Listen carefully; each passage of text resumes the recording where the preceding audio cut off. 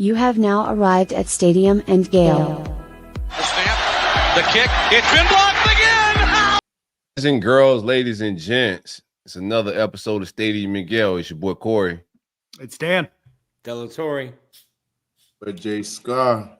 What up, 2-5? Yes, sir. Shout out to the haters and the losers who said it couldn't be done. Stadium and Gale, punctual. Hey, man, you just can't. Hey, Monday, it's kind of rainy outside, but we on time. Fresh off of Jordan Scarlett. Bro, your IG story had me entertained this weekend, my brother. Happy anniversary to you and the wife, man. But y'all was out in DR. Y'all had a good time, bro. I was living vicariously through you, my brother. Was out there with my Spanish people having a blast. Everybody thought I was Dominican for the weekend. They're like, Bobby, you look Dominican, man. I'm like, dude, I'm not, but I'll take it. I'm Dominican this weekend. So I am this weekend. Where in the DR were you? Also, I'm getting married. Please stop calling me Papi. This is not a weekend to be calling me Papacito, Papi. It's Jordan, please, just Jordan. I was in Punta Cana. Okay. I don't need this kind of temptation in my life with my bride next to me. Come on. It was an interesting time, though, man. We ended up hitting the nightclub the last night there, and we saw it was a very, very strange room of people in there. Yeah. Because it's an all-adults resort, so it's like a lot of older people, and it's all over the place. But me and my girl always find a way to make the best of everything, man. We really don't need too much to party. We just need us two and some music, and we'll have a great time all the time. So overall, the weekend was amazing. Food was great. Yeah, I ate a tomahawk steak 2 nights in a row. It was top tier. What are your thoughts, Corey? Run that back for Corey. why can't, like, every time there's like carnivore talk going down, you guys gotta like slander me every time, bro? Yeah. Listen, we've tried nurturing, and we're just going straight bullying now. Right. The nurturing route of, hey, love yourself, get some red meat in your life didn't work. Yeah. So now I ain't hating on it. I ain't hating on it. I was a big steak guy when I did eat meat. The steak did look fire, bro. Like it was top shelf stuff you had going on, man. And tequila in any warm island, as long as you got tequila, you should be able to make it a vibe, bro. I had a great time in the DR back in June, July. It's a fun place, man. Glad you got to go. Anybody else do anything fun and exciting this weekend before we get started? I seen Nick. We pulled up in Gainesville. Did some promo stuff with DJ Lagway for the charity event and foundation. So met him up at Florida Victorious, hung out. He got the fire new merch. Shout out to Brian from Alma Mater, pulled up, printing out new merch. Look at that. Coming soon to a website near you, man. Stadium and Gale. To a web store near you. Or maybe web store near you.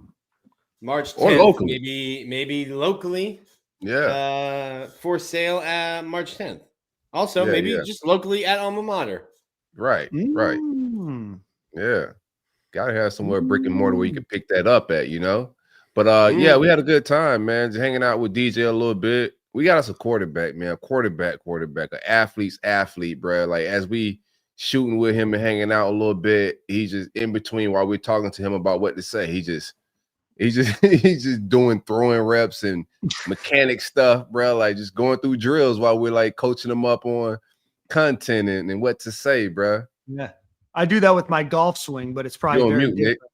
Nick. Yeah, thankfully he wasn't, so I could interrupt him. I do that with my golf swing all the time. Hopefully his throwing motion and my golf swing are a little bit better. Good Lord, please don't put that evil on me, Ricky Bobby.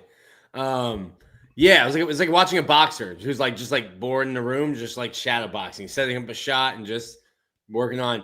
And it's crazy too, because we were talking about it. It's like the Pat Mahomes influence on everyone. It's like different arm slot, pull back, 3/4, pull back, like a sidearm throw. I saw DJ. I was coming from the baseball stadium, just happened to have a baseball in the car. I just flipped a baseball to him. And even when he's holding a baseball, he's still kind of like running through it like a football throw. I'm like, yeah, it's been a while. It's been a while since you had a baseball in your hand. No doubt. I love that. I'm glad that you got to do that. Easy, typical weekend for your pal Dan here. Just a little couple hours on the water, couple hours on the golf course. What a life. couple cocktails, couple friends. Somebody's got to live the life. Yeah, I need to become a father. Man, you're the only one on the show that hasn't raw dog and got a kid. Eventually, you got a raw dog, get you a jit, bro. Oh, yeah. I mean, but then I got to brag about my daughter eating a banana on the screen beforehand. Almost kept us late. And, shout out to the haters. They didn't think, like Nick said, that we could start on time today. Mason Newton, I'm looking at you. Let's see how late they start today. Take it, Mason. Eat that, Mason. Thomas Garvey, man, he said they're going to start at 7:40, at least 10 minutes late. We might get into the programming of the show 10 minutes late, but we're back.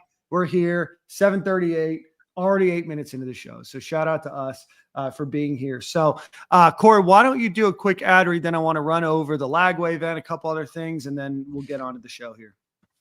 Stadium and Gale is powered by the great folks at Brunt Insurance and Financial Services. Anything you need insured, life, car, motorcycle, trailer, boat, anything with wheels, he got you. 954-589-2204. Give him a call for a free quote. And if you're not a telephone person, you hit him up on bruntinsurance.com. Same deal. If you're in the Southeast, but most importantly, the Florida, from the Keys all the way up to Tallahassee, unfortunately, my man Greg can take care of you. 954-589-2204. Big coverages, baby. We appreciate you guys watching. There it is. My bad. All right. We appreciate everybody watching today. Scarlet Fever, we're back. Appreciate you guys in the comments. If you are watching on YouTube, hit the like button, hit the subscribe button, hop into the chat. We've got some famous people in here. Stephen Harris is here.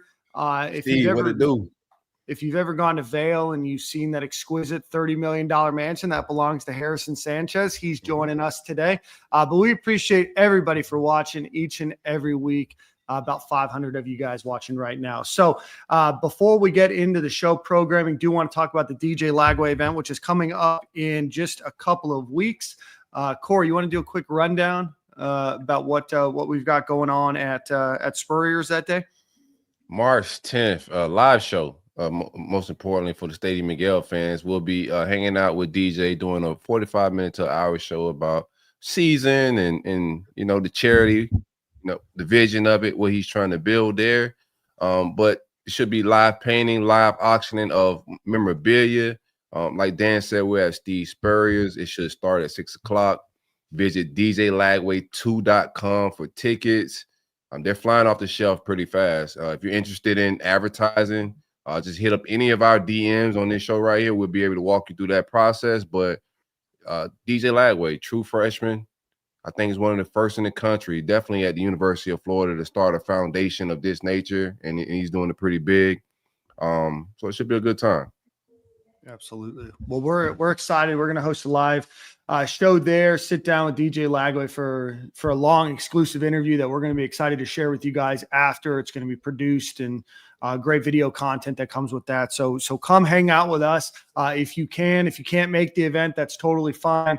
You can watch the interview, but find a way to support DJ Lagway and his foundation. I think it's a really cool endeavor that he's doing and truly trying to put some real purpose behind his foundation. Not saying that others don't, but I think he's going to actually put some thought into his foundation here. So also want to shout out another event that our boy 2-5 is doing at Dorn's Liquor in Newberry, Florida on the 28th. So what is that, on Thursday? Friday. That is Friday. I should learn to count. So on Friday from 5 to 8 p.m. in Newberry, Florida, our very own Jordan Scarlett is doing a Black History Month event with Victor George Spirits there. So 2-5, you want to tell us a little bit about that? Yeah, man, I think it's going to be a pretty cool event. It's kind of just a tasting, as well as I'm going to be doing some signing there as well. I'm going to bring some team apparel that I have for a couple of guys who come and grab some bottles. That's going to be more on a first come, first serve basis. And I'm trying to get the Super Bowl winner, Fred Johnson, to come be a little special guest, but that's to be announced and to be determined. But overall, man, I think it's going to be a great little show, great little event. And y'all just come out and show support, man. There's some great bourbon. He also has a vodka, flavored vodka is caramel, I believe, and just a regular vodka. And yeah, just come out, taste it. If you like it, buy it. If you don't, I really appreciate you for coming by and showing love regardless. So All in Yeah, we all, got to blast that on socials, bro. Yeah, I'm blasting on my socials as well. What's the name of the liquor brand? The vodka is VG vodka, and bourbon is Fort Moose. Okay. Yeah, all a part of the Victor George Spirits Group. So go check out Jordan. We'll put some more information online about that when you after the show today or during the show today when we get a brief moment. So go visit him if you're in the Gainesville, Newberry, Alachua, Lake City, Ocala, any of those areas. Maybe Steenhatchee, drive over. Go visit our boy 25. Go hang out. Steenhatchee. Yeah, beautiful Steenhatchee. It's where I go scalloping every year. Nick Corey's going to come one of these times. Hey, I promised him. I know it's been 8 years. And sunscreen on your back when you go scalloping. Yeah, absolutely. They've been pump faking me about this scalloping for years. I mean, I thought the hurricane blew it away. To be honest with you, it's still out there. I think it hurt Steenhatchee really bad. No, it did hurt Steenhatchee really bad. Donated money for their recovery, but not my uncle's house. My uncle's house was one of those houses that just built on NBA writers thought that Dwayne Wade had an elite pump fake. They've never seen Dan invite you to scalloping. His uncle's house is like Harrison's house, so he's like. My uncle listens to the pod. Shout out to my uncle David. Shout out to David. Go hang out with him. My mom, my dad, my aunt. Uncle David. A fun little activity. Bring some culture to Steenhatchee. Uncle David's compound was hurricane resistant. Yeah, it was close to nothing, but thankfully. But anyway, all right, let's get into the show. We've got Tyreak Sapp, the Gator sack leader of that year, joining the show in 15 or so minutes here. We're going to change some things up here. Nick, you were at baseball this weekend, so why don't you give us the quick rundown on baseball? Gators went 4-0 this past week. Game in Jacksonville on Tuesday, and then win over Dayton 13-1, 11-1, and then 10-4. So they're one of, I think 15 or so teams that are undefeated still this season. Very close. 17 teams left undefeated, not including number 1 Texas A&M, who dropped the game this weekend. LSU dropped the game this weekend. Imagine your team not sweeping on the weekend. Not sure what that's like. Sounds like a nightmare. Couldn't be us. Interesting week. It's always interesting. Week 2, the starting pitching. I mean, they Liam Peterson doesn't give up any runs, but only goes 4 innings. Kind of when you are looking for a Friday night guy, only going 4 innings or not having long starts can ruin you for the entire week. If you have to use your bullpen up on Friday, now you've got less arms Saturday, Sunday. But Florida was deep enough, and they're playing a bunch of kids from Ohio. Shout out to Ryan. I'm not sure if I'm saying this right. Rylan Lujo, third baseman up at Dayton. My guy from Coral Springs. Woo! I know he went to Douglas, but still went to Marjorie Stoneman Douglas. My guy was out there in some baby blue and red Jordan 1 cleats. I looked at him. I'm like, this guy's not from Ohio. Look it up. I go, of course, he's Broward from County, Swag City, Coral Springs, baby. I go, my guy. His picture on the board, his hat was kind of like sitting up like this. I'm like, this is not an Ohioan. Where is this kid in the Jays? And his hat tipped up to the side of his head. Where is he from? My guy, I'm so sorry for whatever happened to you to have to go play baseball in Ohio for your freshman season. Come back home. Come back home. Kid can play. But solid weekend. Florida's pitching staff, Liam Peterson was just okay. Jake Clemente struggled throwing strikes. He only goes 4 innings. Pierce Capala looks really good. Velo was down in his last innings, only throwing like 88, 91. Obviously a kid who's dealt with a lot of injuries, but Florida's lineup is just so deep. And last year, they were so home run dependent that you wouldn't see them steal it all. If you get thrown out, now your 3-run home run you were counting on is a 2-run home run or a solo. They have 25 stolen bases in 7 games. They had 43 stolen bases in 66 games last year. So nice. Team is definitely built differently this year. They're a lot of fun. Good hitting performances all around. Brody Donay, a little bit of a slump, but Bobby Bozier, transfer from USF, had a great weekend. Hayden Yost, sophomore, who tore his ACL 7-8 months ago, already back on the field. He's hitting 400 on the year. And then Brendan Lawson, the Canuck. Sorry, Dan. Shout out to Canada. Shout out to Canada. I know it's tough for you. Yeah, it was. Given the last recent weeks. But Brendan Lawson might be the best pure hitter I've seen as a freshman at Florida. It makes no damn sense. A kid from Toronto, Canada, is this advanced as a hitter at 18, 19 years old. You think that they cycled him out of hockey after a while? They just interviewed him. You can check it out on Florida Victorious. There's a YouTube page. Interviewed him when he was back in Toronto. Obviously, he goes, obviously I started playing hockey. That was the first thing. He goes, I just kind of like gravitated towards baseball. And it's interesting because like in Broward County, you're playing baseball 12 months out of the year. Yeah. In Toronto, 2, 3. Yeah, they probably have some indoor stuff, but yeah, it's definitely not as ubiquitous. Yeah, they are travelers. So they are down in Tennessee. They're down in Georgia. They're down Florida, in probably Pennsylvania, Florida, Texas. They had to go and travel to be able to play. So really, really advanced hitter, left-handed bat in the lineup. Going to be a fun week. This is my favorite weekend series of the year. I would like for them to do Florida State as a weekend series. It's totally different. Yeah. When you're throwing your weekend arms versus throwing freshmen, sophomores on a Tuesday night. I love Florida Miami. I think Miami's right fielder dreads this trip every year. The legend. Knowing that I might be there, won't be there this time. Going to be in Boston. The legend of Dan Thompson. The chirps that ring through Condren to this day. Yeah. Haunt Miami's outfield. You have to leave a mark, an indelible mark. And I feel like I did that. I've been to one baseball game at Condren, and that was how I'll be remembered. I am going to go to more, but you have to leave your mark. Real quick question about baseball. Do you think like we played a little small ball this weekend? Can we live off the bats, or is it good to get those reps in and kind of it was a strategy thing, or do we have to play small ball this week? It's interesting. They don't have to. They can hit like Ty Evans. Blake Sear doesn't have one yet, but Ty Evans, Blake Sear, Bobby Bozier, Kyle Jones, Colby Shelton, Brendan Lawson. If the wind's not blowing in all weekend, he might have 4 home runs on the season already. You've got 6 guys I just listed off there who can all hit double-digit home runs. I think the difference is last year, I don't know, like, listen, obviously Jack Caglione, he just hit a 425-foot bomb in the Cactus League for the Royals.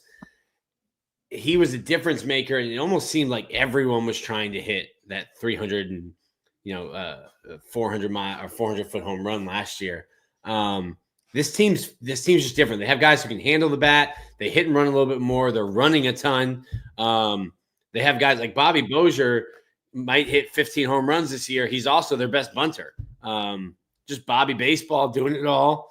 So it's interesting that it's a team that's not constructed how typically Florida teams are, because in the SEC to win, it's power pitching, power hitting.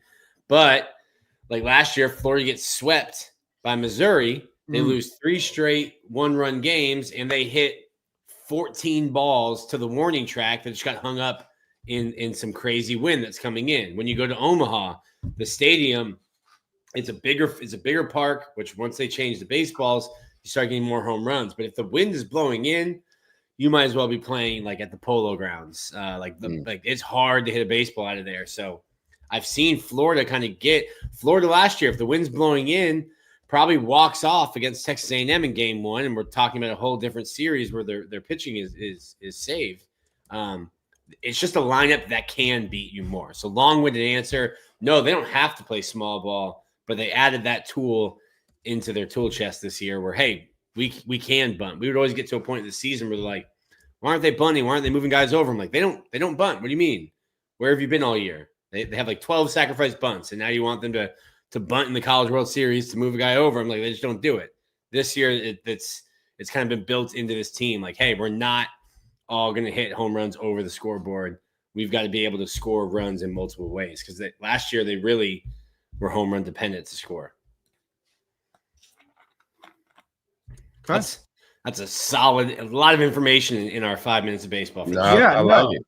I like it. Yeah, no, I appreciate that. And it's always good to cover a team that's undefeated. And, certainly Florida didn't necessarily have this luxury to start the season. I know that there was a point in time where Nick had even lost some confidence. Corey and I didn't, but Nick was losing confidence in the baseball team.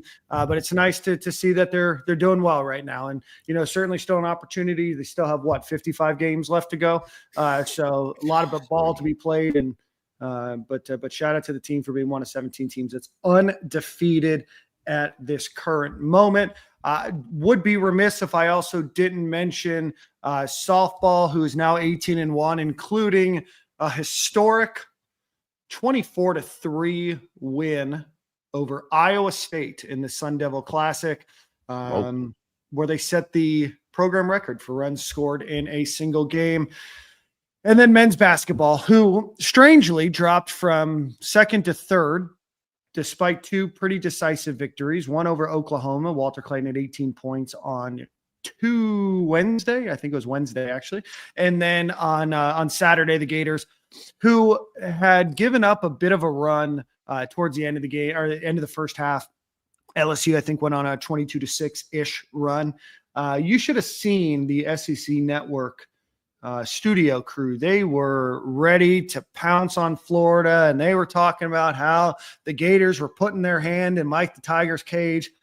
Florida routed them 79-65. Ruben Chinlu, 19 points, 13 rebounds, 6 straight wins. Gators are number 3 in the country right now. Still look good for a number 1 seed in the NCAA tournament. So a couple of tough games still left on the season, but the Gators only have 3 losses right now, and all 3 are to ranked teams. So shout out to the men's basketball program. Was hoping we get to talk about the women's basketball program, but they had a nice little halftime lead against Tennessee, but ended up losing that one. So, and I wrote this in my notes before the show. I want to give a special shout out to Ian Gilligan, who's on the golf team, who is number 2 in the PGA Tour University rankings right now, the top point getter for the season, not the national champion, just the top point getter, gets his tour card to play on the PGA Tour. So good luck to Ian Gilligan, and congrats to all the Gators spring sports, which are just dominating across the board right now. So any final thoughts on basketball, baseball? Jordan, any thoughts on golf? None at all, to be honest. No, basketball teams just fun to watch, bro. Shout out to them guys are having a good time. The chemistry's flowing. They just setting themselves up to make a run. In the team, like, just, you know how it is, Jordan, in the locker rooms, man. Like, when the vibes are good, the chemistry's flowing. They trolling together. They out there messing with Mike the Tiger. That post goes viral. Walt's a villain. Walt is a villain. Just disturbing Mike the Tiger late at night by playing Mike Jones. Who? Absolute villain. Look at the camera, Mike. Look at the camera. Don't look away. Basketball team should be in pretty good shape, though, man. I think my biggest concern with just watching from the outside, and obviously I'm not a huge basketball fan overall, but just overall, I just feel like we just need to stay healthy. I think if we stay healthy, I think we can go on a nice run. We got amazing big men who can really rebound the ball well and keep us in the game. So I think as long as we stay healthy, man, and we got enough depth, I felt confident from watching a couple games where we had some guys out to where we could still make some plays and get some good wins. But overall, I just would like to see our best guys out there when it is crunch time. Yeah. I'm with you on that. Yeah, it's interesting because, like, we're looking at a team that legitimately is playing for a 1 seed in the NCAA tournament down the stretch here. And I think a lot of that played into Micah Handlogden coming back, because when you lose 2 bigs in the same game in the same week, you're like, hey, my guy, but if we trade that red shirt for one of these blue jerseys? He agrees to it. and coming back, I think he played 20 minutes, 15, 20 minutes. Mm-hmm. I think Todd Golden today on Monday said that tomorrow night's road game probably get Alex Condon back, getting him back, getting a healthy Florida for Nashville. I think your boy will be up in Nashville for the SEC tournament. Okay. Nice. Have you been to any of the games this year, Nick? How's the atmosphere? Every game I've been to, they've won. So I would say the first game I went to was in Atlanta, and I hadn't been to a game since their Final Four run back in like 2014. Wow. I was worried. He's a front runner, Jordan. I drove all the way up to Black Nashville, and I thought if these guys lose, I can. White Atlanta, man. No, I was in Atlanta. It's Black Nashville. Oh, Black Nashville, you flipped it. I see what you I was did in there. Atlanta. Yeah. Very slick. Very slick. I like what you did there, man. And they cooked. I think it was Arizona State. Cooked Arizona State. Went to the Tennessee game. Told everybody, I was like, hey guys, I don't go to many basketball games, but I'm undefeated. Florida money line. Florida smokes Tennessee. I've been to like 5, 6, 7 games this year. I mean, they've only lost 3, so Right. But yeah, been to the games. Looking forward to this run. It's a fun team. They play together. Last Saturday, I think you really didn't get anything from Walt, Will, or Elijah, and you still blow out a team, an LSU team on the road. And it doesn't matter. Like LSU's, I think 3-11, something like that in the league. But like winning on the road in this league is hard. Yeah, it's hard. It's a tough you see teams lose to double-digit favorites. Tyreak Sapp texted me. You see teams lose as double-digit favorites on the road. It's just hard to win games on the road in the SEC. It's a really competitive conference. And then, it's a fun team. You get contributions from all over the place. Ruben Chinyelu, you said 19 and 12. I've been calling him Dennis Rodman. He's good for 6 points, 12 boards, and 4 shoves a game. My guy just poured it into the basket last Saturday. It's been a fun team. A lot of stuff happening off the court. Maybe kind of helps them, kind of grow together. They were talking to Elijah Martin, and they said, "Hey, do you think you have the best backcourt in the country?" He said, "Yeah." Everyone says, me, Walt, and Will. He's like, "We got Denzel Aberdeen. Mm-hmm. You've got Urban." He's like, "You even have Isaiah Brown. Like that's 6 deep in the backcourt. It's just a really deep team, and I think." You guys mentioned it before. I was like, we had Neil Blackman on the show, and I asked him if the team was, deep enough before they got the injuries. They really only have like a 7-8 man rotation. I think right now you probably feel good about 10 different guys if you had to put them into the game.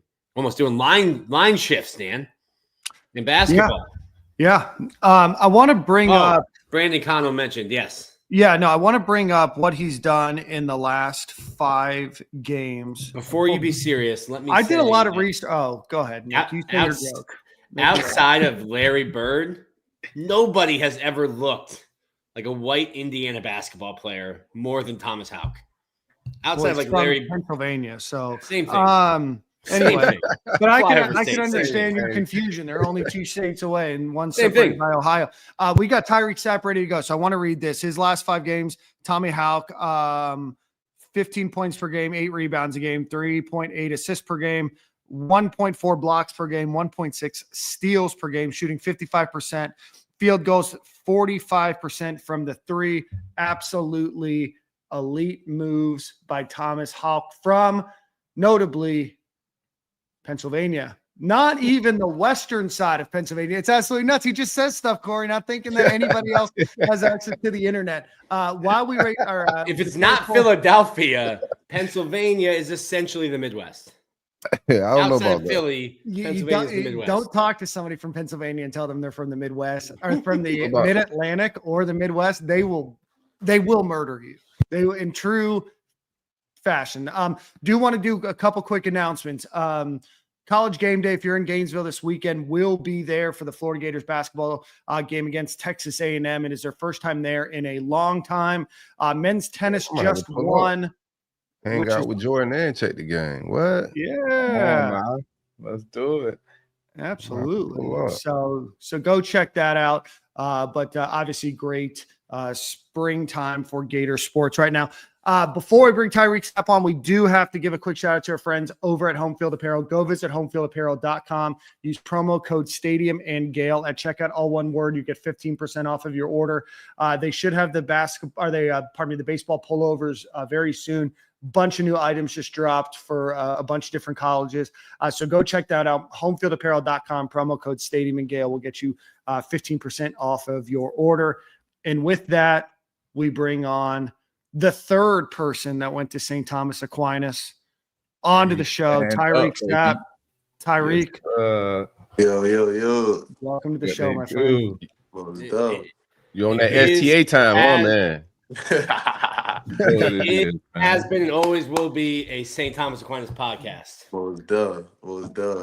Proud of Yeah. What's good with you though, man? Broward County boy in the building. Okay, I see you. Ain't too much going on. Just here at home relaxing, man. I can't complain. Yeah, man. Hey, Tyreek, real quick, man. Yeah, do you think? Now, go ahead, Jordan. Oh, I was just gonna say one thing off the rip. Boy, I am happy you came back. Boy, I was scared you was gonna tip off to that league. I said, man, just give me one more good one, man. So I'm happy to see you back in the orange and blue, man. Nah, for sure. Appreciate that, dog. For sure. All right, Tyreek, want to get in, as we do with every guest on the show. Take us back to kind of the moment you committed to the Gators. You said, this is home. What was that recruitment experience for you? And then ultimately, what made you decide to commit to the Florida Gators? Sure, I committed to the Gators off one phone call. Like, I don't even think the Gators recruited me for real until I committed. Honestly, I actually, it was one of my good friends that was a commit here, and me and him was just chatting through Instagram. He was like, yo, I know you like the Gators. I know Gators are this team. Like, you feel me? Coach running on the RFU or whatever. He was like, you want to get on the phone with you? And then I got on the phone and then that same day I committed. It was crazy. Yeah, everything was moving fast from there. You had some other big offers on the table. The coach goes, "Hey, Tyreek, nice to meet you." He goes, "I will commit. Yes, I'll be there, coach." It's just hello. It almost went just that fast. That's the crazy part about it. But Terry, you had some friends and obviously you grew up in Florida, you knew about the Gators and everything else, but you're being, like Jordan said, you're being recruited by a lot of big schools. What made Florida so enticing to you as a player coming out of St. Thomas? Obviously Florida's rich in history, but also I did my research. I always see there's always some good guys, especially on the defensive front going into the draft, the front seven. So I figured Florida was a good place to go play defense at, just because that rich tradition of players playing on defense and dudes taking pride in it. And I know it's a lot of dudes who've been drafted from here very highly in the draft, that play my position. So that was one of the big things. Awesome. Is there a St. Thomas or is there a Gator presence at St. Thomas? Alumni wise? Yeah, no. Jordan or Nick Delatorre, these guys on here blowing you up. Matter of fact, yeah, and no, because our while I was in high school, who went to STA who played for the Gators? We had one person, Trey Grimes. But he didn't even start his college career at UF. He was at O State at first. Right. A long time ago. So that was probably about the only person I was linked in with the Gators. But I know a few South Florida guys that played at UF that I was close with. Right. Probably we need more South Florida guys on the roster. Broward connection. Yeah, most definitely. What was it like? I think you played hand in the ground at St. Thomas, and then I think you've gotten a nose tackle rep at Florida.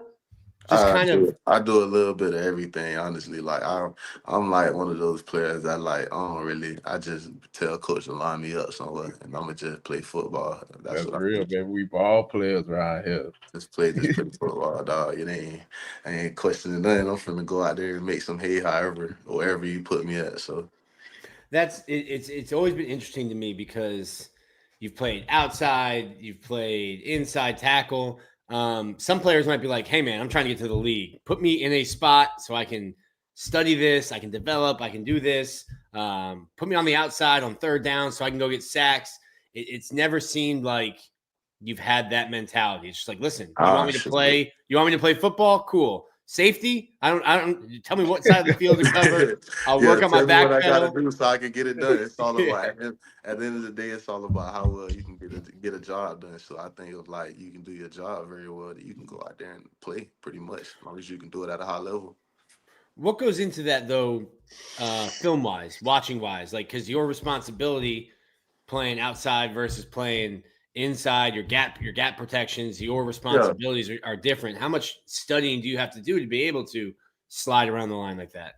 Not to say not to minimize it, but it's not much, but it's still a lot at the same time, because I still got to look at if you playing up front, regardless, you still got to look at blocking concepts, blocking schemes, the way teams on blocks. A lot of teams like to run a variety of things, especially like in the SEC, where the run game pretty much determines which team is going to win or not. So a lot of teams mix it up. So you got to kind of, especially like playing on the edge, you got to kind of be strategic about what you're doing out there, because a lot of teams run a lot of funky stuff. So you got to kind of adjust. You got to take some time. You got to watch film, and then you got to be able to play football slow and then do it fast. So then it all becomes muscle memory. So it is a lot. It's a lot that plays into it. And then just rather than just going out there and making plays, it's a lot that go into it, making the play.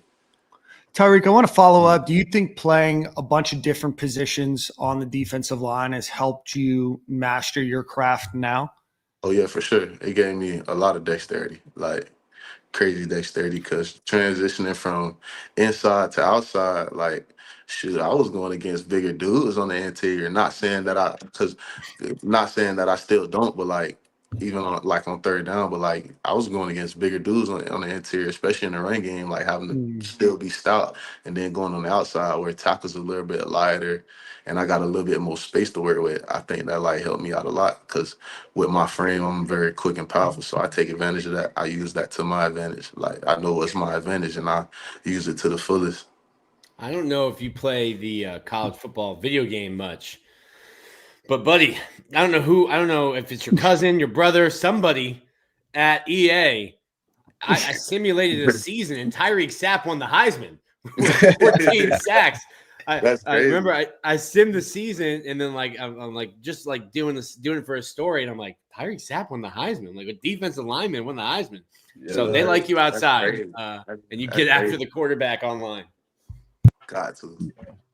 I Hey, know for Tyreek. me, Go ahead. No, go ahead. You good, Jordan. Getting back to my decision with making my decision at Florida, a lot of it for me was just keeping my family close to home and me being able to go home if need be. That's You know, Thanksgiving time coming, I want some people's home cooked meal. So was that a big factor for you? Okay. Like, how often do you go back home and stuff like that? Not later in my career. I go back home less often, but I still do pop back home. My family comes here, but it definitely is. It definitely is a good convenience. Like me only being like my home, rather than being from another state. Rather, I'm 4 hours away, so and we got a lot of guys on the team who live a lot closer than me. So like, I understand like the importance it is, like having like being able to have your family close, being close to home. It's never a bad thing. So. Right. Buddy said 4 hours. You're driving like a Georgia Bulldog if you're making that drive in 4 hours.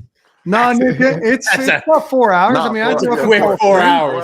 4 hours. 4 and a half.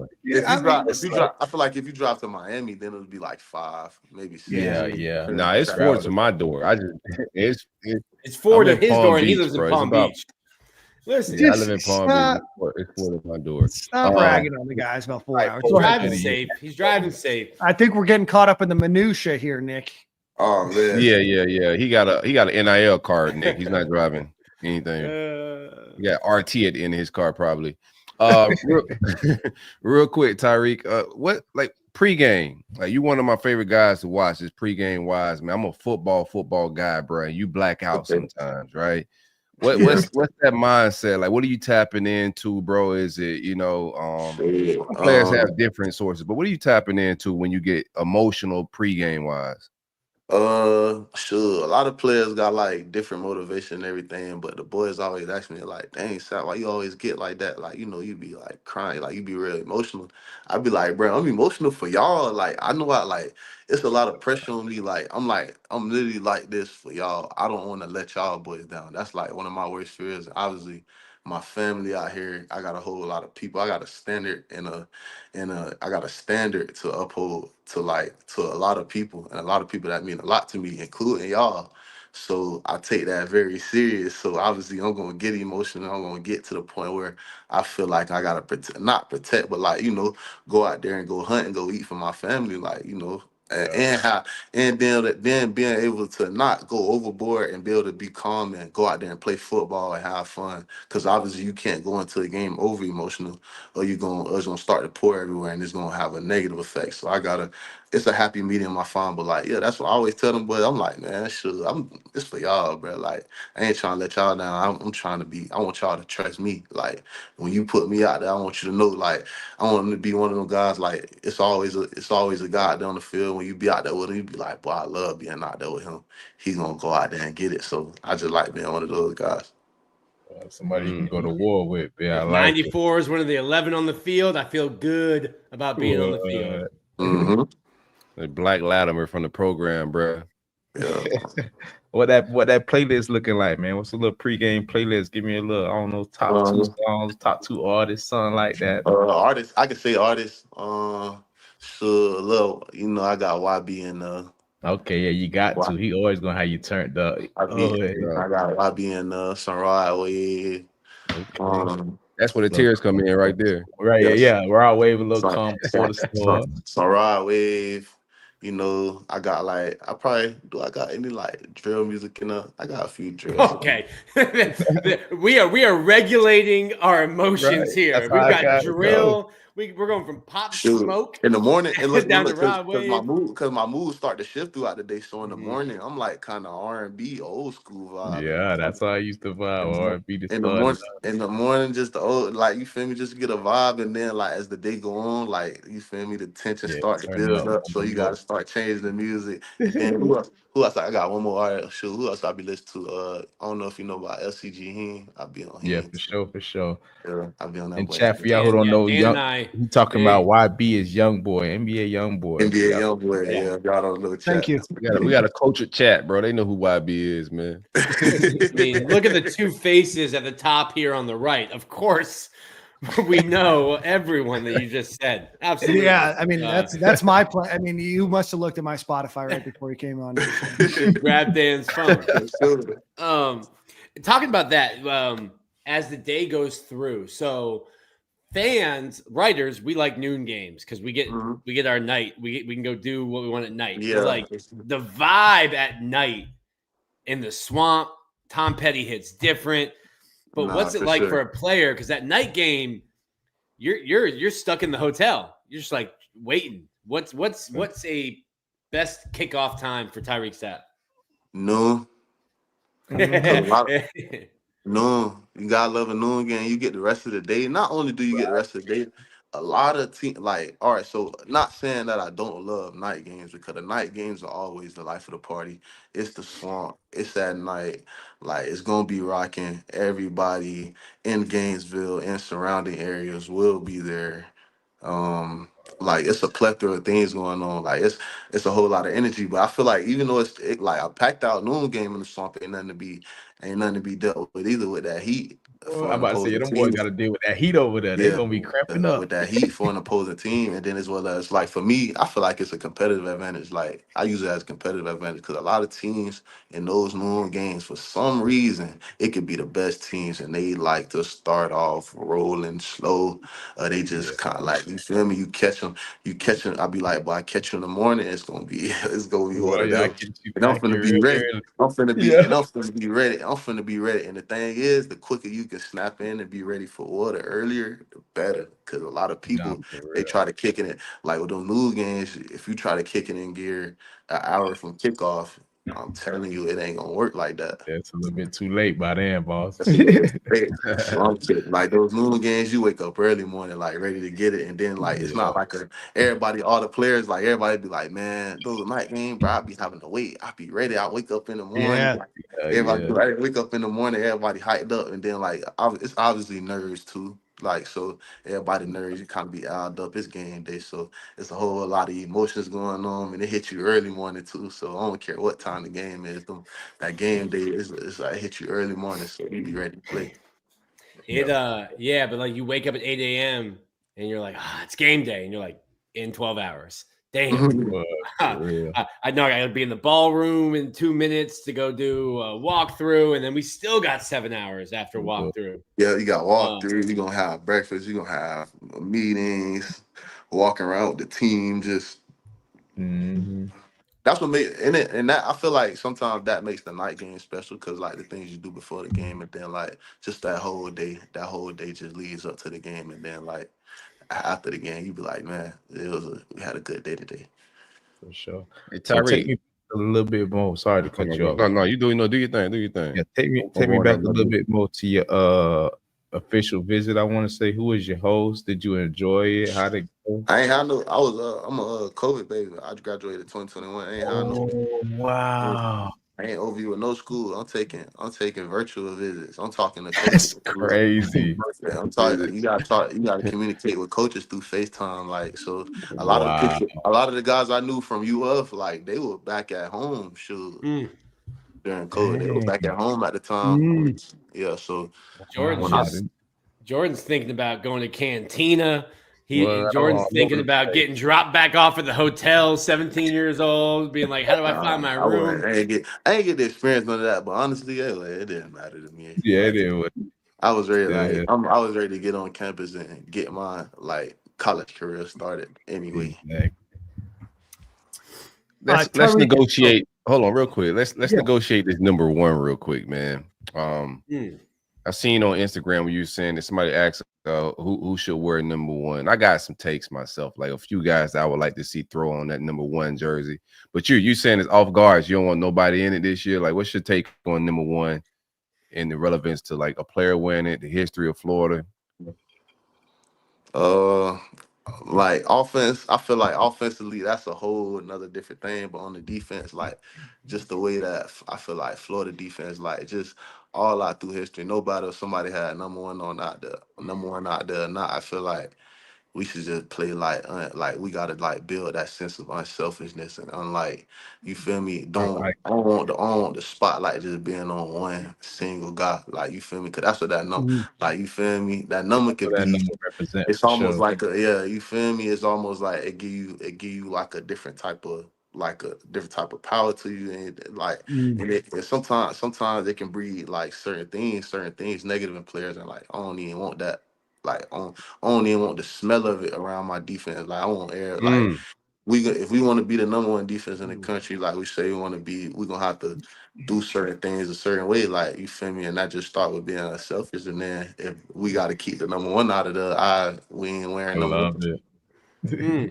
Sounds like a transfer from Georgia still has the stench on that jersey. On that number one jersey. That jersey, yeah. Hey, the thing is though, a lot of people like talk about that guy, but people don't know that's like one of my best friends. And good job, Nick.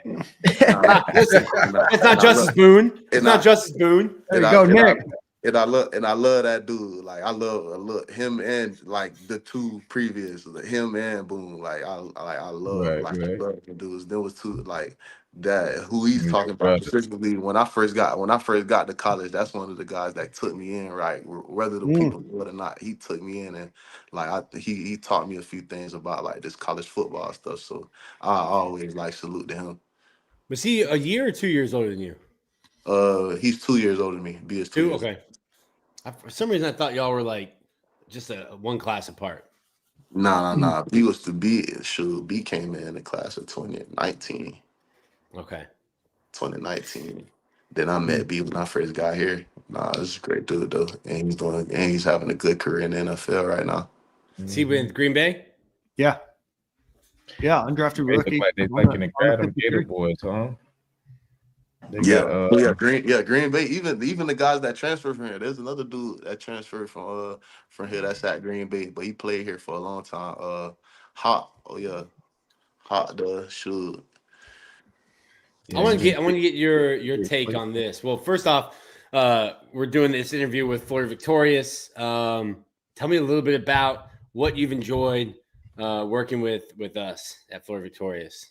Like I've enjoyed everything. Like it's always everything I do at Florida Victorious is always a different experience. Like, and I love different things. I don't like kind of the same repetitive things. I think the things that we get to do in the community, like with each other, like it's a whole lot of opportunities that we get with Florida Victorious, and it's a whole lot of things we get to do that doesn't only like just affect and help us, but we get to affect other people and be a part of other people's lives, and that's something special. So that's one of the few things I enjoy. I was just over at Hidden Oak, and I got a whole different perspective, seeing how much they're doing games, putting a hula hoop, you're holding hands, moving a hula hoop, and just how into it guys were getting. Devin Moore, Demo, and Caleb Rios are talking trash to each other across the gym, and I'm like, oh, these guys are getting into it. The kids love seeing the Gators show up. It's always good to go around the kids and people and get them a good experience. Show them that we just regular people like y'all. We ain't. It's not because they look at you guys like you're superheroes. Yeah, I'm we ain't nothing but regular people like y'all. We go through the same things. We have problems too. It's just that we do something a little different that puts us in the spotlight. So love it. Tyreek, I'm not sure how much time you have with us time. We could probably go on for a long time, but I want to try to keep it within some sort of time constraint here. Okay, cool. Yeah. This way, just let us know. Just, throw up a peace sign when you're like, all right, last question. All right. You really had a breakout year this year. You led the Gators in sacks this season. What was the change for you that really made you stand out this year? And what was the changes on defense that really especially I guess probably after that or at that UCF game and then beyond, you guys seemed to turn a different switch in the defense and getting to the quarterback and, starting to wreak some havoc on defense? It's a deep question right there. I'm telling you what, man. That was long. I'm not going to try to throw one of your best friends under the bus. That was long. That was long-winded. That was long-winded right there. But hold on. But I just say some things that I did within myself, was just improve my film study, sharpen up the things that I need to get better on. Because there was nothing I felt that I was not very either just failing at or it was just super bad. I just felt like it was just fine tuning my game, and then obviously looking into things on film that could help me play better, play faster, anticipate a little better, and just all around be a better football player, honestly. So those just are some of the things I did, and then obviously the work I do in all season, just try to improve, sharpen my tools, and just correct the things that I need to get better at, and then obviously sharpen the tools that I already have, and that's what I feel like I did, and I just took that and put it into the field and put it in practice, and then what you seen was what you was just the work that I put in, but then the shift in the defense mid-season. I feel like we had the same mentality throughout the year. The mentality was there, but we just had to do the things during the week and do the things during those times. So we had to either do walkthroughs, just understand the game where we got young guys that got to mature, and then after that, and then we just got sick and tired of being sick and tired, honestly. And we just buckled up, and because we got the talent, we can match up with anybody talent wise, but it was just about the other things that didn't require talent, and I just think we improved on those things. It's just a lot of stuff that don't take no talent at all that we can do better. So that when we did that, you seen what the work that we put in, and everybody just came together as a defense. No matter what happens, or no matter what goes on, we still gonna stick together, and we never gonna panic, and we not gonna blink. We just gotta go you feel me? You gotta roll with the punches. Then and that when you throw a punch, you gotta make sure it hit. Right. Sure. I wondered about that because not only was it the same guys, it was less than the same guys. I mean, the secondary, everyone was dropping, and how much of it was just like you said, we got sick and tired of being sick and tired. How much of it was just hey, everyone needs to look in the mirror watch that film. You are what the film says, and that's not who we are. How much of it was just like, we're not changing scheme, we're not changing players. Just like, hey, this is embarrassing. We don't want to look at this anymore. It's crazy you say that, because as the season went, like the scheme got more simpler, and we were just out there just playing football, just playing free, and like lining up man to man, and like you versus me, and that's what it turned into for us.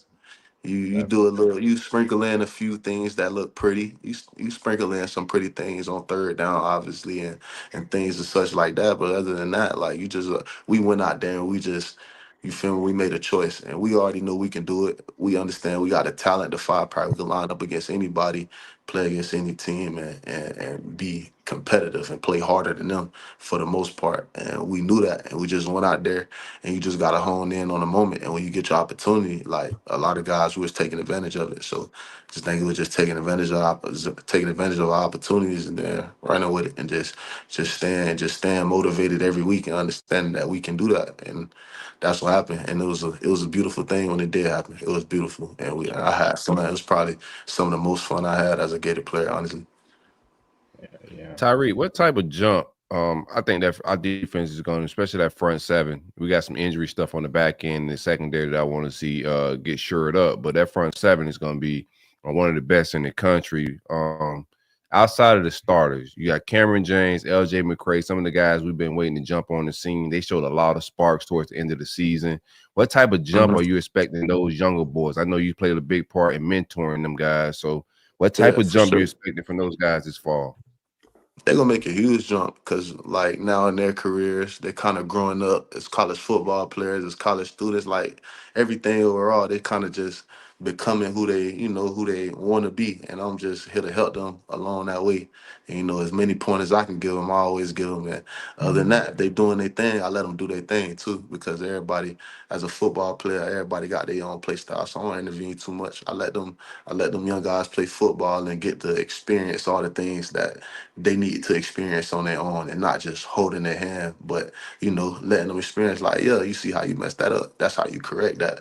And then when they see that on their own, I feel like they learn better. But they gonna make, like, Cam James has already made a big jump, in LJ, he kind of jumped out the scene with flying colors, even though he was very young, inexperienced. Like, you could, if you watch him play, you could tell he's basically like a high school out there playing, but he can go out there and get out with anybody. And Cam, he's just probably like one of the most improved defensive linemen I've seen, like, just so far, like, just overall. Like, Cam that's like my little brothers, and I'm hard on him too. Like, I'm hard on him, but I'm hard on him for a reason, and I know it's gonna pay off for him, and he gonna thank me for it. So.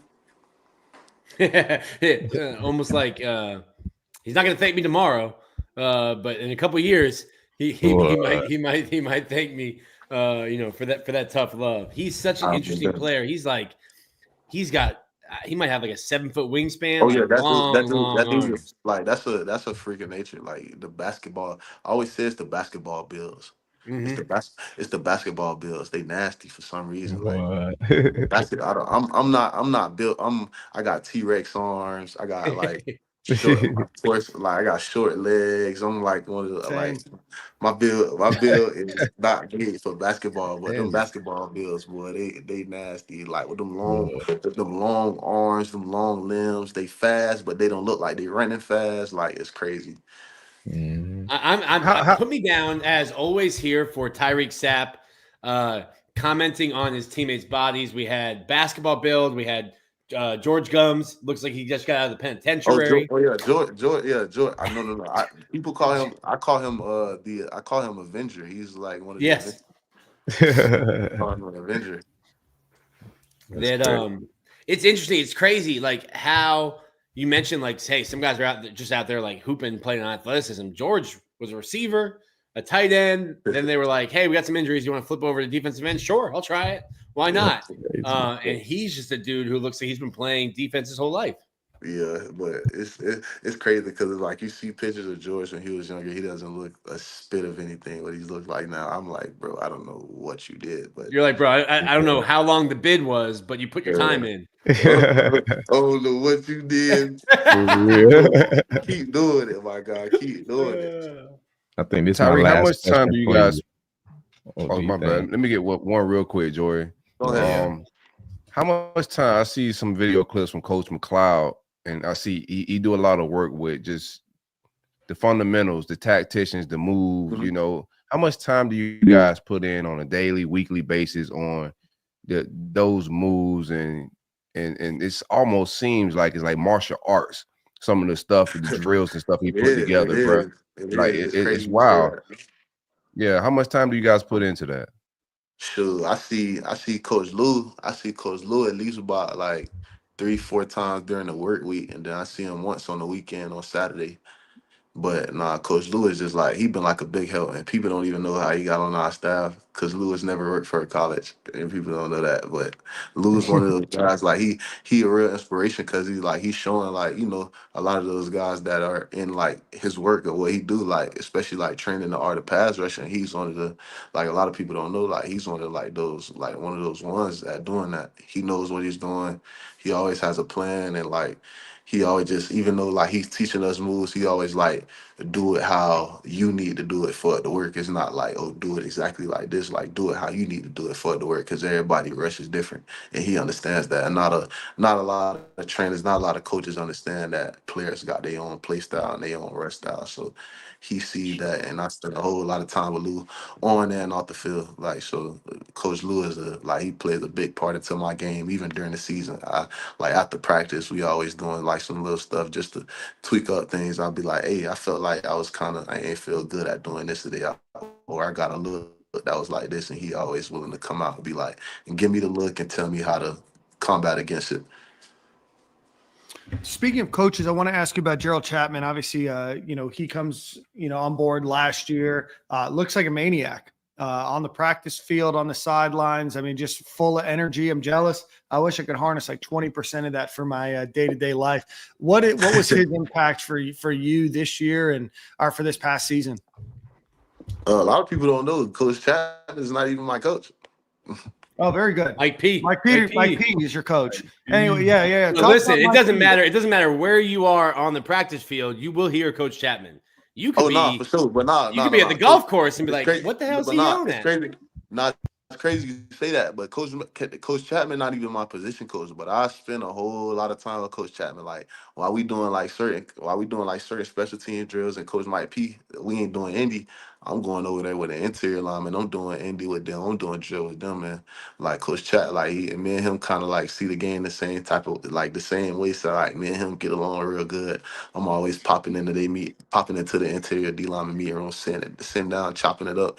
Me and Coach talk ball. So like Coach Chapman, he's been that's probably like one of the best additions like of coaches like that we've had here. Like he's a great help. Like so like Coach Chapman is like one of those dudes. He knows what he's talking about, and like he demands like effort. He demands you to be your best. So, well, let me ask you a follow-up question. And sorry, as I should have prepared better for the show and known that Mike P was your coach. More film, Dan. More film. Yeah. I got to get back in the film room. Mike P, we've had a lot of players on the show. We haven't had a lot of folks that are coached by Mike P. Obviously, Mike P played at the University of Florida. He's been here, for the last 3 seasons. But what's his coaching style like? What's he like as a person and a coach? And just talk to us a little bit about Mike P. Coach Mike P, that's a great dude. That's like probably one of my favorite probably like one of my favorite coaches on the staff. Like Mike P, one of those coaches, like he gonna always push you to be the best, and he'll never like.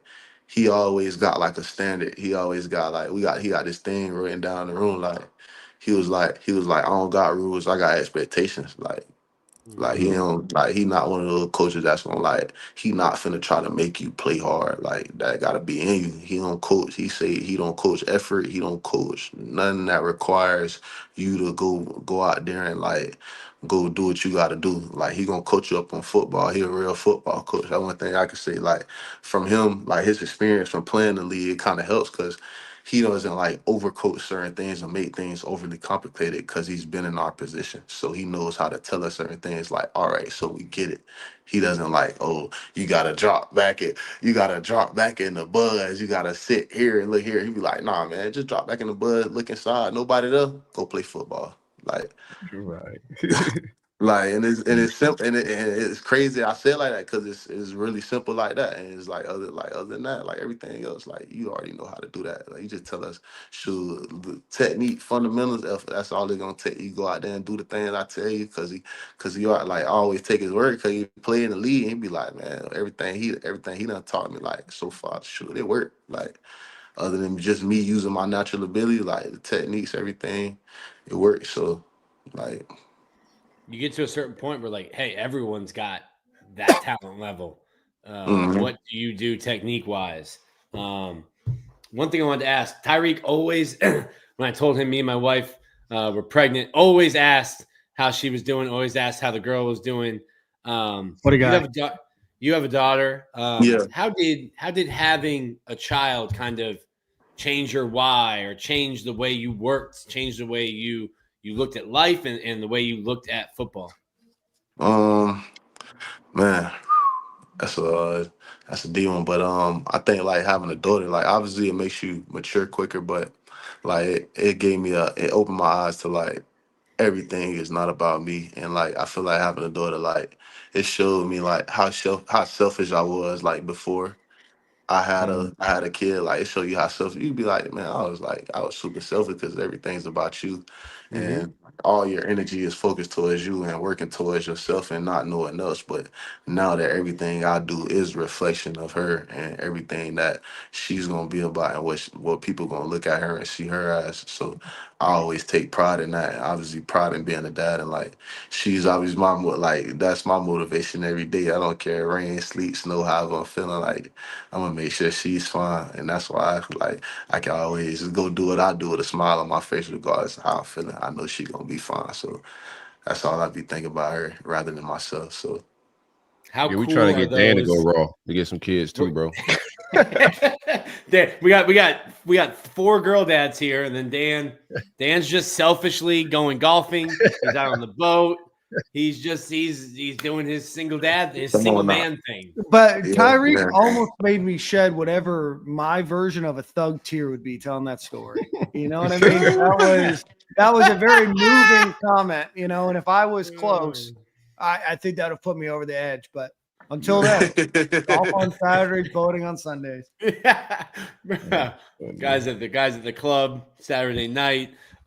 It's really cool to see, and I'm sure it's special to you now, but I think you'll look back on the pictures you have, seeing your little girl run around. She's got her headphones on because the swamp's loud, but seeing her Yeah, run for around the sure. field, hanging out with daddy after games. I know you want to win, but I'm sure getting to see her, run around with her, even after a loss, win, lose, draw, Yeah, getting win, to see lose, her and draw. hang out with That's her on all. the field. Yeah, it's always the best. It's always good to see your family after the game. Like that's probably one of the best parts. It's hard too after a loss because you feel like you let them down. It's hard to look like it's almost like dang man, I Yeah. let y'all down.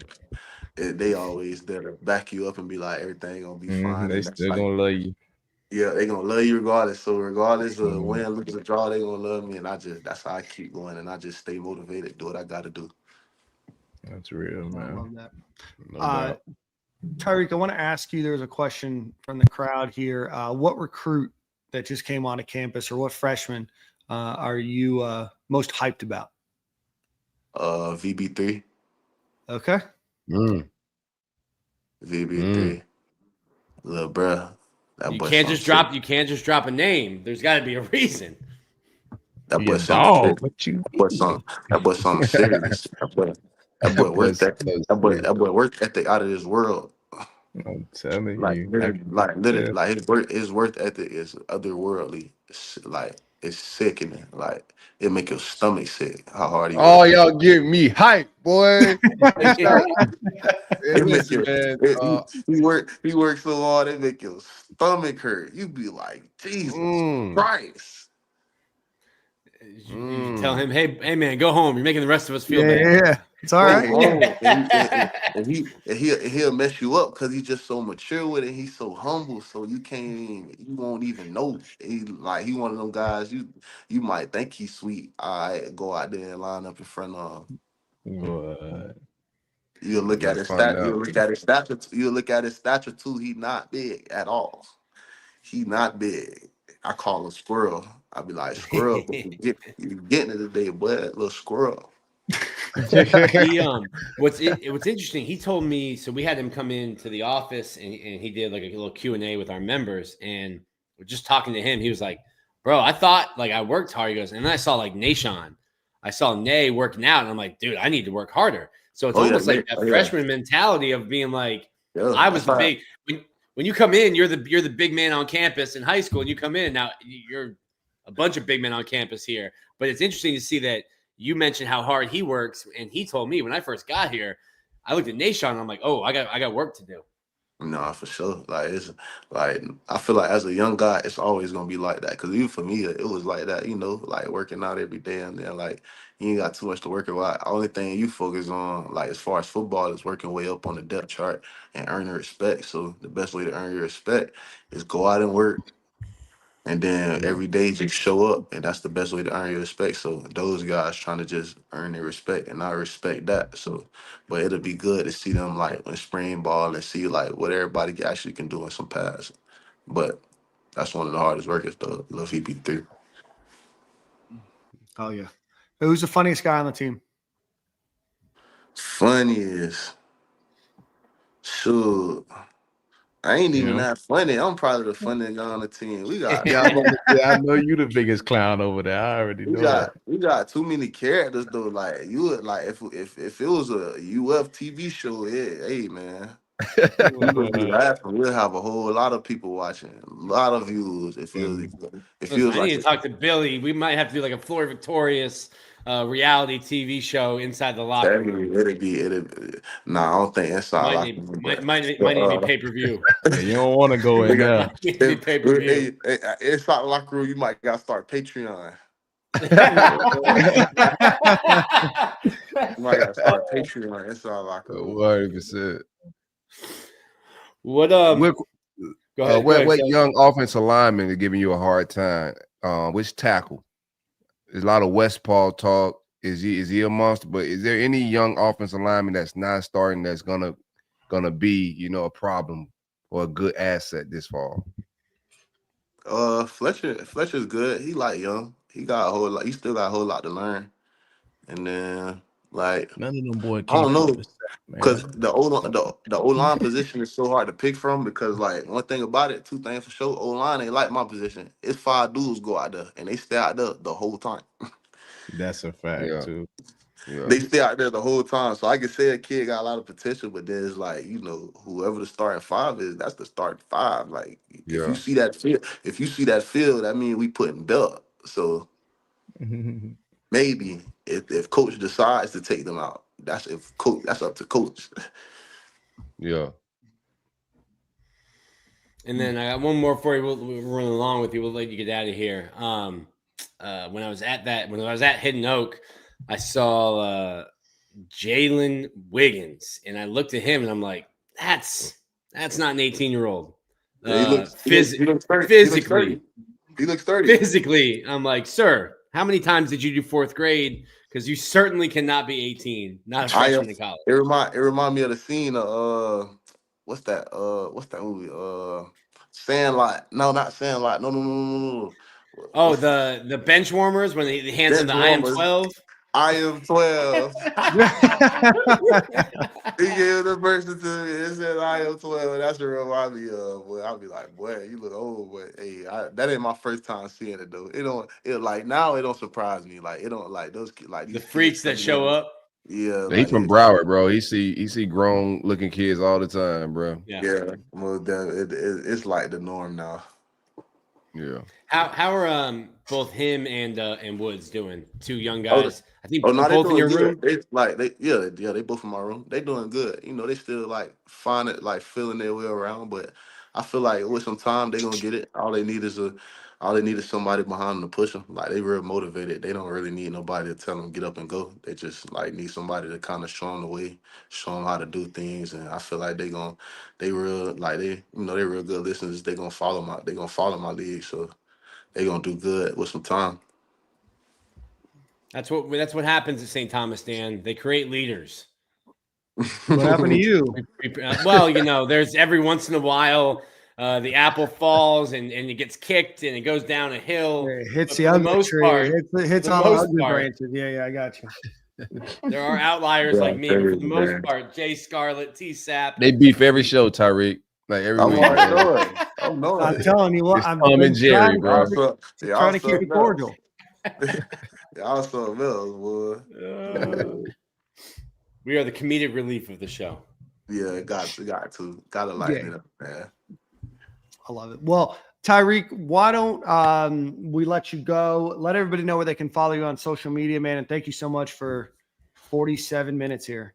You can follow my Twitter at my first name Tyreek_Sapp, and then you can follow my Instagram at 99_nightmares. And like, man, y'all just should follow me, man. Yeah, man, we're pumped. We're pumped for you. Congratulations on your success last year. We're excited to have you back this upcoming season, man. Best of luck. As spring practice rolls around here soon, and we'll talk to you soon, my friend. All right, man. Y'all appreciate it, man. Y'all take care. Appreciate you. Sapp. All right, for sure. Sam Adams, I was gonna ask that question, best hands, but this is a very wholesome team off the field. The coach is well in Gainesville right now, so I don't really think nobody really fighting in clubs and right now. No, but DeAndre Robinson, the way he leaned back, smiled with those golds, dreads hanging in front of his face, and he just like giggled and said, "Me." Yeah. I think we know the answer. I don't know that we need to ask the question until DeAndre Robinson's out of that locker room, because I think we know already.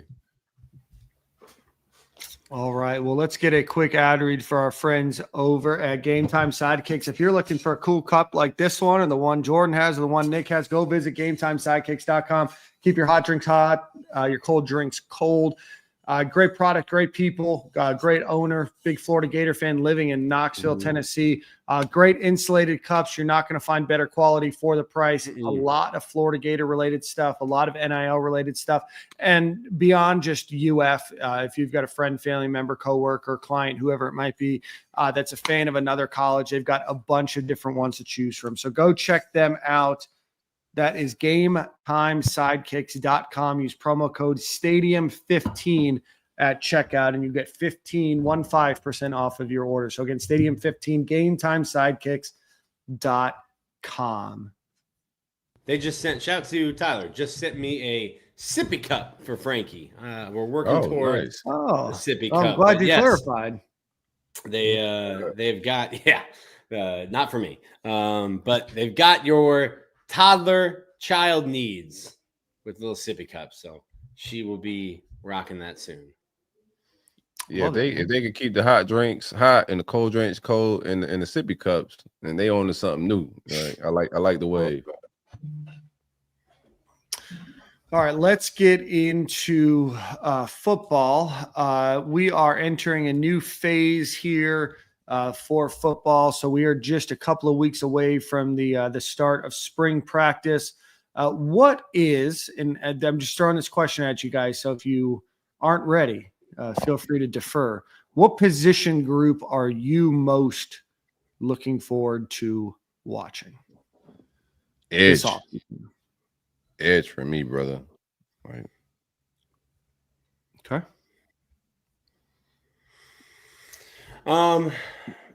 The secondary, like Corey alluded to earlier, a lot of guys banged up. It'll be interesting to see how they work. I think on the opposite end, the receiver room, you've lost like Ricky Pearsall, you've lost some guys, but the last two signing classes, super impressive. I want to see Dallas Wilson, Nashawn Montgomery, VB3.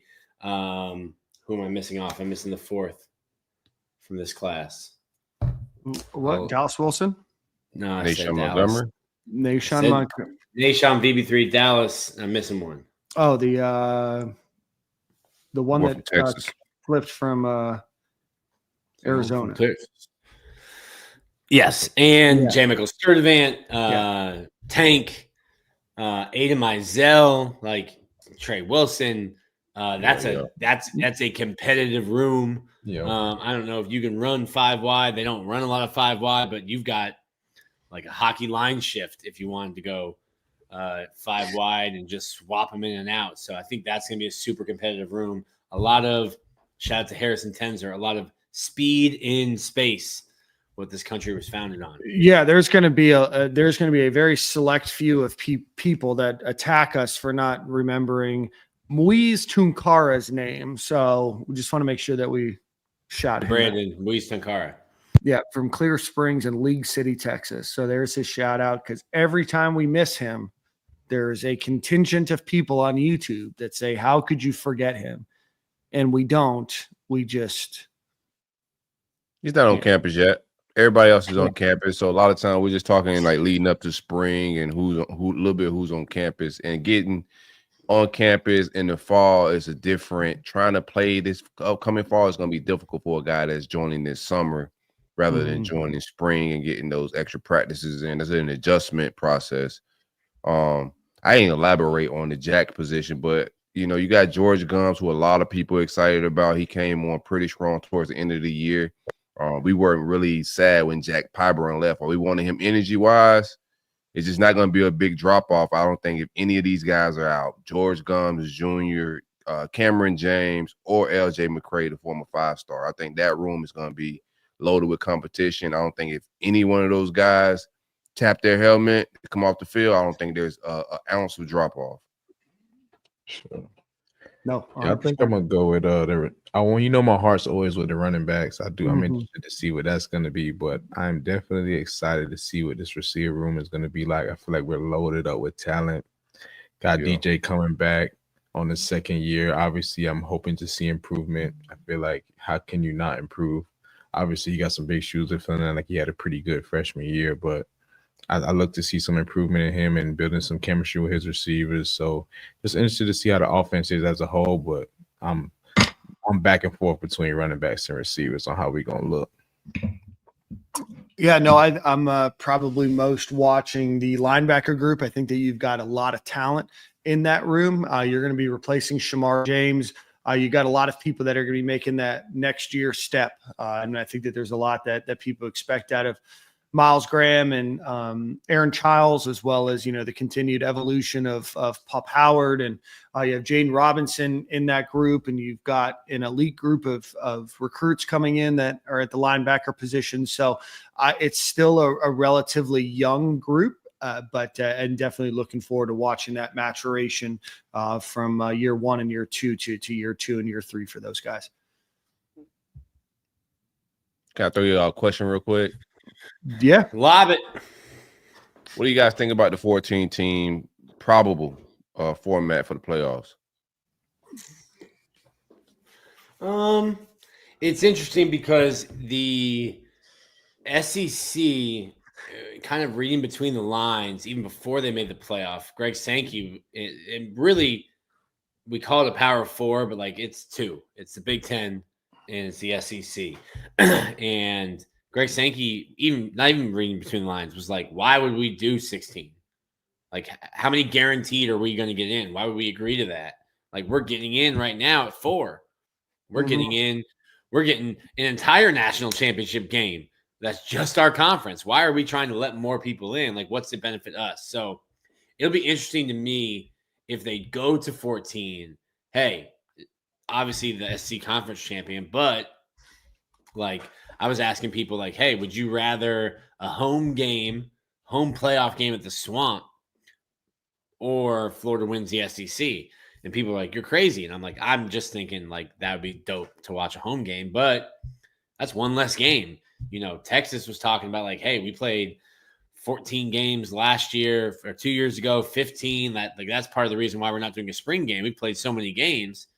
Getting a week off, not having to go to Atlanta to bust your head against one of the other best teams in the country on a random weekend, getting that weekend off and then getting a home game. So it'll be interesting to see if they go to 16. I think the SEC and the Big Ten will have assurances that like, hey, we're getting 6. Like you guys can have fun of your 10, but like we're getting guaranteed 3, and we might even sneak in 4 or 5. Right, definitely. Yeah, I don't know. I guess we'll see when it gets announced. I think that Nick kind of hit the nail on the head there. I know that obviously they want to have a national championship from that conference, but obviously there's a lot of money to be made by just being in there in general. I don't necessarily think adding 2 teams is going to. I know that they're asking for some guarantees, but I think that the way that the playoffs set up right now, there's probably already some unofficial guarantees out of that group about how many teams will make it. I'm a little worried down about the amount of games that we're now adding to college kids' schedules. And I know that you can say, oh, well, these kids are getting paid and, now you're getting paid like a professional, but it's like not all of them. And it's not most of them are getting paid that kind of money. And a lot of these guys are, you just never know what kind of injuries you might have and everything else. But you have a 12-game season. Then you have your championship game. You're at 13 games, and now you're adding 4 to 5 more games before the end of the season. I mean, 18 games it's still a lot of games for most kids that will not go professional in college football. Yeah, that's one of my takes is with that for sure. The wear and tear. That's the biggest concern with it. But outside of that, the way if they go to that many teams, when you talk about competing for championships on a regular basis, absolutely at 14, 16 teams, the University of Florida should be in that mix annually. Sure. So that just changes what that looks like. Being able to compete isn't, and I think you just get more teams involved in postseason play. I think college football and the people that are making these decisions want to bring back the bowl season because it died off. And this past bowl season was probably 100%. One of the better ones in the last decade or so, right? It's been a terrible product. So I think they're trying to bring the life back to the postseason. There's a lot of money to be made with the branding of the companies that put their brands on the bowl game. So they want to keep that alive and make it lucrative for those brands as well. But I get that part, but I'm with Dan as far as the wear and tear. But absolutely, we should be competing for championships annually or in the playoffs annually. At 14, 16 teams, we should be there. Yeah, definitely. Well, it's interesting. So you mentioned that the bowl games, like a little peek behind the curtain, and across the country, guys are now, when they're doing their NIL contracts, they're like putting in like opt-out clauses, like, hey, I can opt out of the bowl game. Like I don't have to play the bowl game to get payment. So like you're talking about getting bowl games back. You've created something that I don't care about the Pinstripes Bowl. I'm going to watch it. I'm going to watch it because I'm a sicko and I will watch all of bowl season, but I don't care about the Pinstripe Bowl. It's 3 hours where I get to throw a little money on Hard Rock Bets. I get to watch the game, but like, what's that game mean? That game doesn't mean anything. Nothing.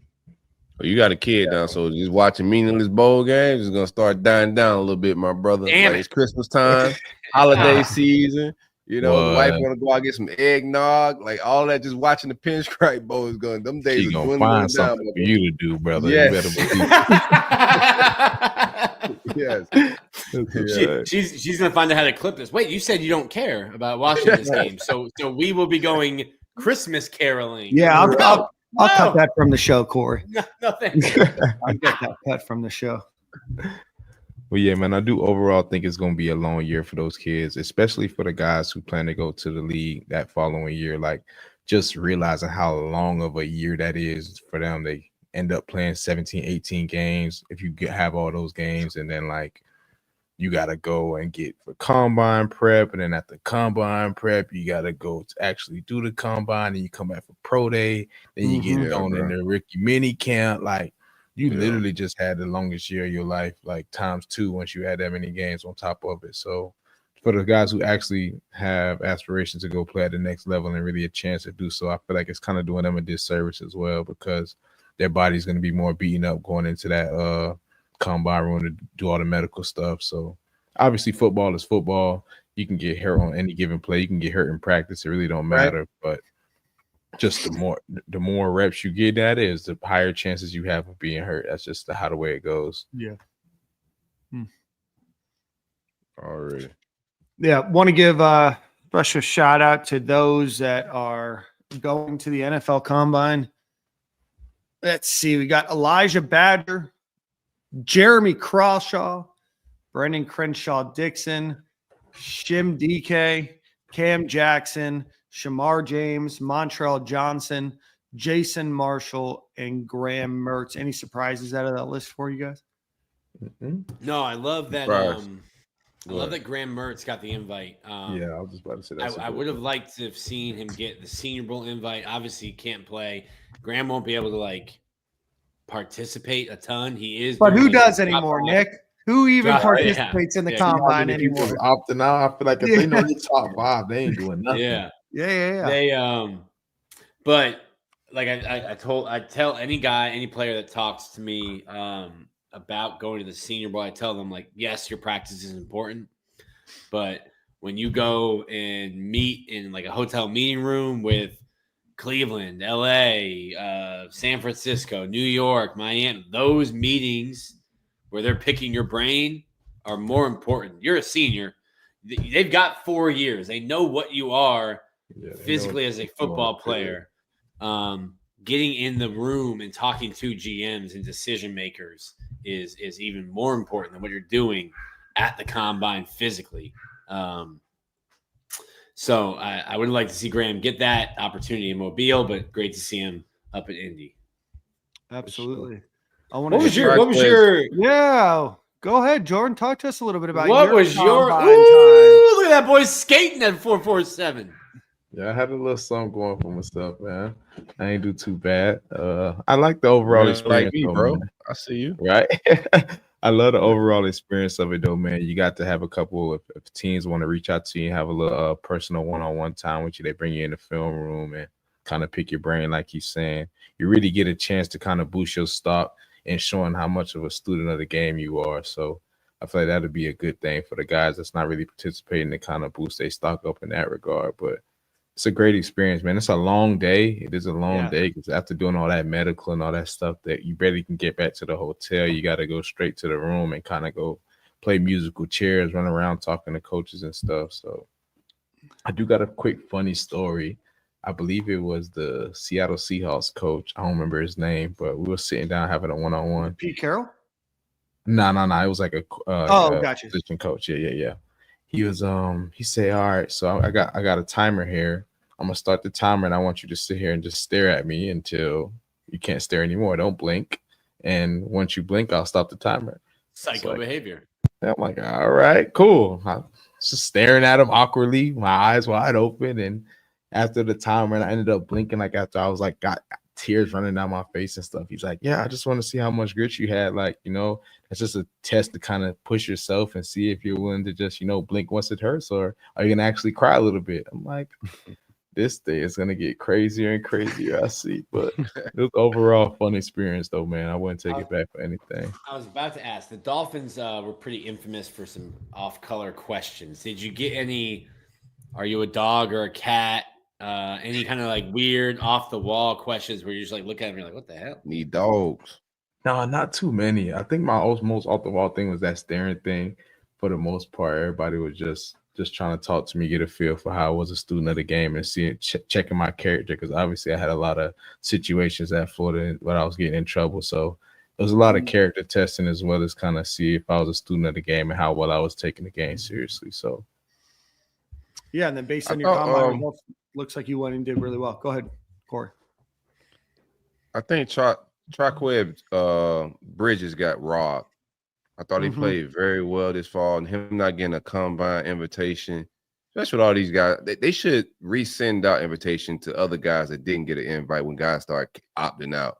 Because Bridges is one of those guys I thought should have got an invite. He was one of our better players on the team this year, and he didn't get an invite. So that's my only thought on Gators getting to the combine.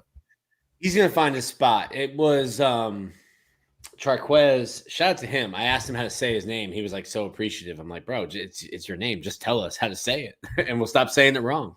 But he literally came to Florida because he wanted to play safety. He had played outside. He had played nickel. He had played boundary. Wanted to play safety. They gave him that shot. Everyone starts dropping, and it's like, hey, man, I know you came here to do this, to get this film, but we need you to go over there. And didn't complain, didn't do anything. Not only did it, but went and played at a high level. So I think he's got the film, high character guy. He's going to do well at Florida's Pro Day, which negative Nick last year, I walked out to Pro Day, and after Ricky's combine, I had somebody ask me, an NFL scout asked me, he's like, hey, is Ricky going to work out at Pro Day? And I was like, would you? Like, dude just flew at the combine. You've got 5 years of film on him. What could he possibly do other than ruin his stock at Pro Day? Right. He goes, all right, that's fine. I'm not coming. It was a sparse Pro Day last year. This year will be much different. And another shout out to Graham Mertz. He is going to go through, it might be like a little bit abbreviated just because of the injury, but like not much abbreviated. And the fact that he's going to be able to go through dropbacks and move and run and throw on the run, I think it's really cool. A testament to how hard he worked to come back from the ACL injury. So I'm excited to see Graham throw in Gainesville. Yeah, and I think that this is an opportunity that didn't exist to him when he came to Florida. And, I think that he's now put himself on the map to be able to get that opportunity. And, whether he's drafted or not, certainly, another question that you can have. And if he didn't get injured, where could he potentially be drafted at? But I do think he's going to be a guy that gets an NFL shot or an opportunity. Whatever that career looks like, I'm not sure, but I do think that he has a career in football. And, we had DJ Lagway's mom come on the show, a couple months ago. She talked about how instrumental Graham Mertz was to DJ Lagway's development in the overall team. So I'm happy for him. I echo your thoughts on Traquez Bridges. And, right now it looks like if you look at the Gators roster that, this traditional 7, 8, 9 guys getting to the combine is going to be pretty normal now. And that's, something that Florida hasn't had in a number of years. So congratulations to those guys. Best of luck in Indianapolis. And I guess the Gators Pro Day will probably towards the end of March, Nick? Yes. I know they haven't announced it yet. So last year was on March 21st. I just looked it up. Didn't remember that in the old noggin. So somewhere around then you could probably expect to get some information about that. And, those are always cool because they'll sometimes bring back, former Gators or, folks that are, maybe names that you didn't remember or even some other local guys, maybe from Gainesville that are looking for that shot. So there we are there. Keanu O'Neal announced his retirement. Dog. Bro. Straight up, dog. Good career. Kiki, we I went back. I will never forget that hit on Derrick Henry. I was in the building. It's rare that you get an ooh from an away crowd. But when you really put when you lay your hands on Derrick Henry and he goes backwards and you get up walking like a toy soldier after that. And then I know that Jordan Scarlett had his one accidental run in. Mr. Neal, I'm so sorry. I didn't mean to lower my shoulder on the sideline. I was just worried that you were going to hit me. Coach, I've got tutoring, actually. I got to get out of here. Let me get off this field. Keanu O'Neal, one of the nicest guys, too. Definitely a cool just dude. Just an A+ human. Congrats. 10 years in the league is tough to do. Just telling you, man, he did it. Battled some injuries through his time, but overall still managed to stay healthy and still do his thing. Absolutely. All right, guys, that brings us towards throwback safety, man. Yeah. Brings us towards the end of our show. I didn't remind you guys for our little pick'em thing that we were going to do last week that we pushed to this week, so we'll push it to next week. Keep kicking that can down the road, Dan. Hey, you know what? Whatever we're looking for content.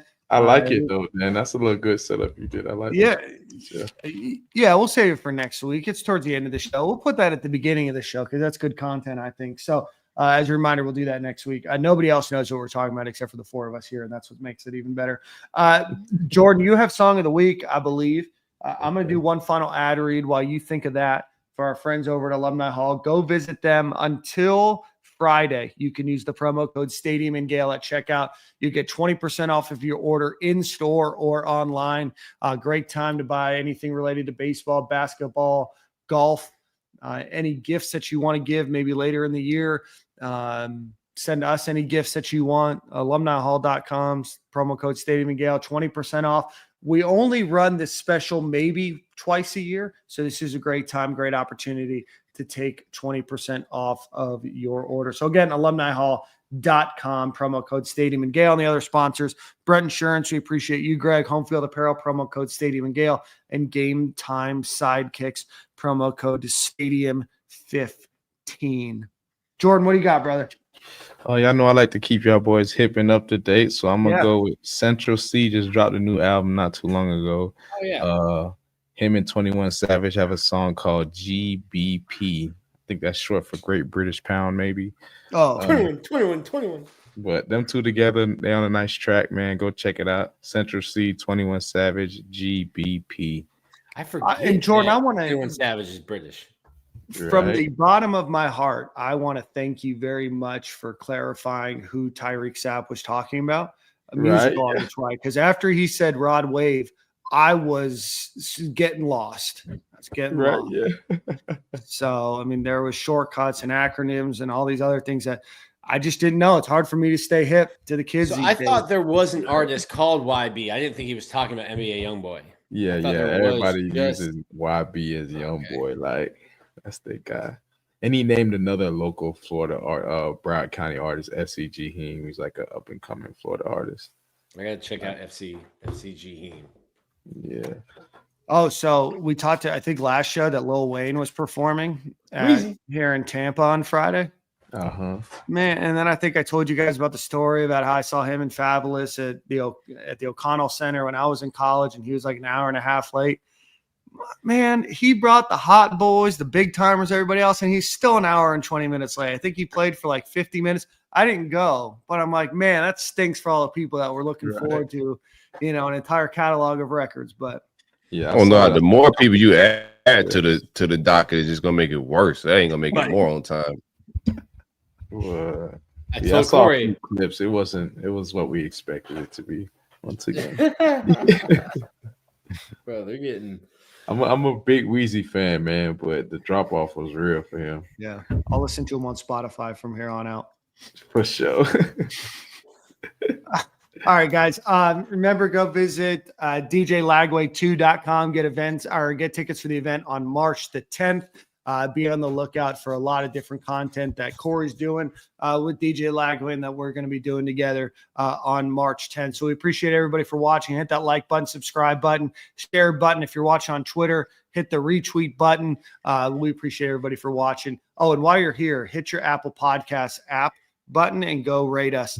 When we switched feeds, we lost everybody. So go check that out. And some trolls got in there. So go check that out and give us a ranking, if you will. So we appreciate you guys. We'll see you same corner, same time next week. See ya.